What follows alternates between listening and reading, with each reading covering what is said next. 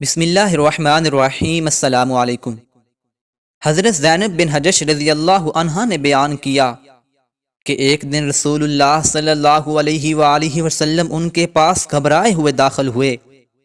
آپ صلی اللہ علیہ وآلہ وسلم فرما رہے تھے کہ تباہی ہے عربوں کے لیے اس برائی سے جو قریب آ چکی ہے۔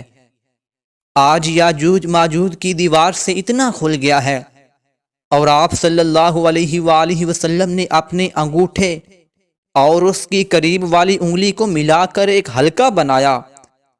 اتنا سن کر زینب بن حجش رضی اللہ عنہا نے بیان کیا کہ میں نے عرض کیا، یا رسول اللہ صلی اللہ علیہ وآلہ وسلم، تو کیا ہم اس کے باوجود ہلاک ہو جائیں گے کہ ہم میں نیک صالح لوگ بھی زندہ ہوں گے؟